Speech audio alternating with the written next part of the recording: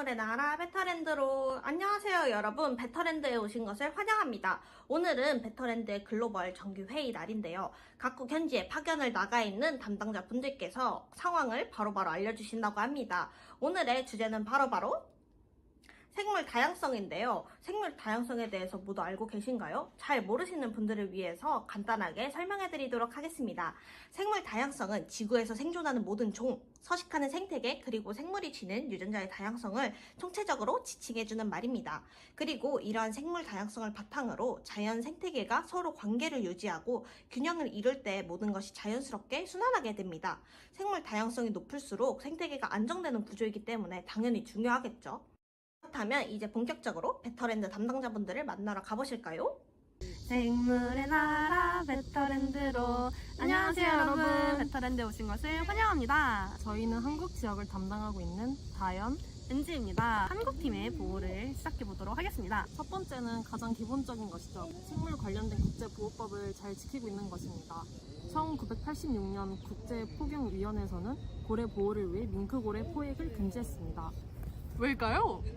밍크고래가 숨을 내쉴 때 내뿜는 철분과 질소는 식물성 플랑크톤에게 중요한 양분이 되어 지구온난화를 막아주는 소중한 생물이기 때문입니다. 네, 이렇듯 국제적인 법률뿐만 아니라 한국의 자체적인 제도를 통해서도 생물 다양성을 보존하고 있는데요. 대한민국 해양수산부에서는 어족 자원 보호를 위해 산란기에는 대게, 꽃게, 낙지 등을 포획하거나 채취하는 것을 금지하고 있습니다. 두 번째 노력은 바로 갯벌 보존입니다. 갯벌은 조수간만의 차이에서 밀물과 썰물이 항상 드나들고 있는데요. 이로 인해 산소가 풍부하고 유기물이 많아 굴, 바지락, 조개와 같은 다양한 생물의 번식 장소가 되기도 합니다. 그렇기에 한국은 특히 갯벌 보존에 큰 노력을 기울이고 있습니다. 한국 갯벌은 서해에 많이 분포하고 있는데요. 한국은 이곳에서 철새 등 국제 멸종 위기종을 보호하고 있습니다. 여러분도 생물 다양성 보존에 직접 기여할 수 있다는 사실 알고 계셨나요? 바로 K본을 통해서 가능한데요. K본은 본인이 직접 정한 생물 다양성 세부 주제를 기반으로 주변 생물을 직접 관찰하고 전문가와 함께 그 결과를 분석해 볼 수 있는 매우 의미가 깊은 활동입니다. 이렇게 한국은 정책, 시민참여 프로그램, 자연보호 등 여러 방면으로 생물 다양성 보호를 위해 노력하고 있습니다. 그러나 이뿐만 아니라 개인적인 방법으로는 일상생활에서 쓰레기를 줄이는 것만으로도 생물 다양성 보존에 크게 기여할 수 있다는 사실 잊지 마세요. 그럼 한국팀 보고 마치겠습니다. 베터랜드에서 즐거운 시간 보내세요. 안녕. 생물의 나라 베터랜드로. 안녕하세요. 싱가포르 담당자 김지안입니다. 제가 근무하고 있는 싱가포르는 390종 이상의 조류와 2100종 이상의 자생식물을 보유하고 있는 만큼 생물 다양성이 아주 잘 보존되어 있는 국가인데요. 관광국가로 유명한 싱가포르는 관광 명소에서도 생물 다양성 보존을 위해 힘쓰고 있다고 하는데요.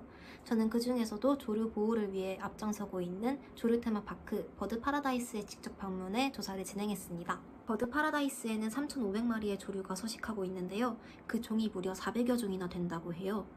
이 테마파크의 서식종 중 멸종 위기종으로 분류되는 비율은 24%로 야생동물을 관리하고 있는 동물원 중에서는 보호종의 비율이 가장 높은 동물원이라고 합니다. 싱가포르는 이러한 관광 명소를 통한 노력과 더불어 관련 기관을 설립함으로써 생물 다양성 보존을 위해서 힘쓰고 있다고 하는데요. 그 예로는 국립공원위원회와 국립생물다양성센터가 있답니다. 국립공원위원회는 1990년 설립되어 약 400개의 공원과 4개의 자연보호구역을 관리하며 싱가포르의 생물 다양성 보존을 위한 프레임워크를 제공하고 있다고 해요. 또 국립생물다양성센터 NBC는 2006년 설립되어 생물 다양성 관련 정보 및 데이터 통합을 위해 싱가포르의 가용 자원을 관리하는 원스톱 허브 역할을 하고 있다고 합니다. 이렇게 싱가포르는 생물 다양성 보존을 위해 다면적인 노력을 펼치고 있다는 것이 저의 조사 결과입니다. 이상으로 싱가포르의 보고를 마치겠습니다. 감사합니다.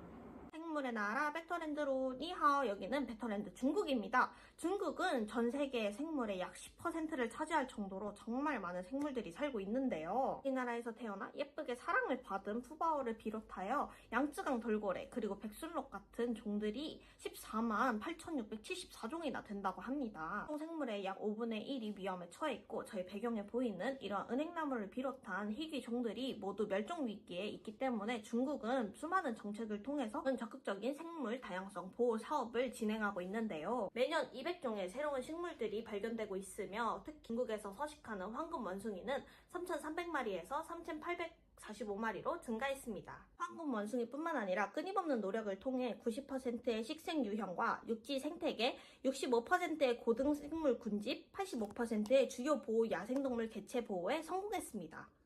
현재는 원격 감지, 위성 추적과 같은 첨단 기술을 통해 적극적으로 활용하고 있는 것을 알 수 있습니다. 추가적으로 다른 국가들과 산림 파괴 방지를 공동으로 추진하고 양자 협력 메커니즘을 추진하고 있습니다. 이처럼 중국은 생태 문명 건설을 지속적으로 추진하고 행동을 통해 전 세계 생태 환경 거버넌스를 추진할 것으로 보입니다. 중국 보고는 여기까지입니다. 다음으로는 스페인에 계시는 다이의 담당자님께 넘어가도록 하겠습니다. 생물의 나라 베터랜드로. 안녕하세요. 올라. 스페인의 생물 다양성을 설명해드릴 베터랜드의 김다희 캐스터입니다. 스페인은 유럽에서 가장 풍부한 생물 다양성을 자랑하는 국가 중 하나입니다. 특히 스페인은 생물 다양성을 국가 정책에 통합하고 대중의 참여를 장려하는 NBSAP 국가 생물 다양성 전략 및 실행 계획을 시행하고 생물 보전 지역과 나뚜라 2000 네트워크에 참여하는 등 유럽 국가들과의 협력을 통해 생물 다양성을 보존하고 생태계의 지속 가능성을 보장하기 위해 노력하고 있습니다. 특히 올해 새롭게 발표된 EU 생물 다양성 법안 자원보건법은 유럽 전역의 생물 다양성을 보존하고 보건하기 위한 중요한 이정표가 되었습니다. 이 법안은 2030년까지 유럽 내 자연 서식지의 최소 30%를 보호구역으로 지정하고 자연 생태계를 복원하는 것을 목표로 하고 있습니다. 스페인도 이에 발맞춰 생물 다양성을 위한 프로젝트를 실행하고 있습니다. 실제로 스페인은 이베리아 스라소니 복원 프로젝트를 통해 이베리아 스라소니를 멸종 위기에서 취약으로 개선시키며 멸종 위협을 한 단계 완화한 것으로 유명합니다. 이 프로젝트는 스페인과 포르투갈이 협력하여 이베리아 반도의 서식지인 숲을 복원하고 주요 먹이인 토끼 개체군도 복원하며 스라소니의 개체수를 2002년 94마리에서 이제는 2000마리 이상으로 증가시킬 수 있었습니다. 2040년에는 멸종 위험에서 벗어날 수도 있다는 희망까지 보이고 있어 스페인의 생물 보존을 위한 노력을 엿볼 수 있습니다. 스페인이었습니다. 아디오스. 생물의 나라 베터랜드로. 안녕하세요. 캐나다 북극 대륙에 파견 나와 있는 홍준표입니다.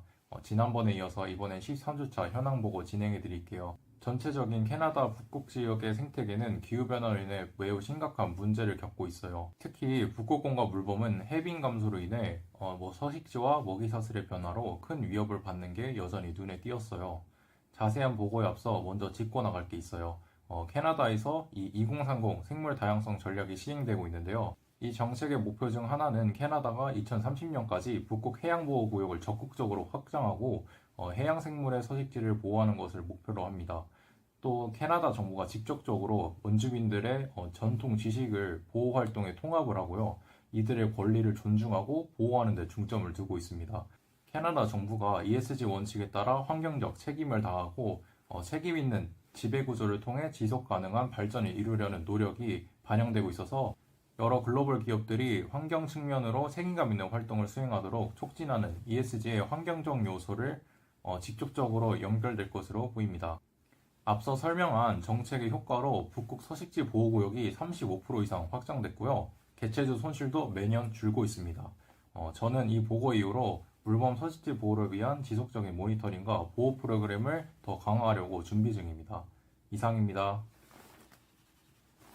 여러분, 한국에서 시작되어 중국, 스페인, 싱가포르, 그리고 캐나다까지 벌써 5개 국가를 모두 둘러보았는데요. 생각보다 생물 다양성이라는 건 지구 생태계에 엄청 중요한 역할을 하는 것 같아요. 저희의 보고를 열심히 들어주신 여러분들에게도 자연을 한번 돌아볼 수 있는 기회가 되었길 바라며 이상으로 생물의 나라 베터랜드의 13주차 보고는 여기까지 하겠습니다.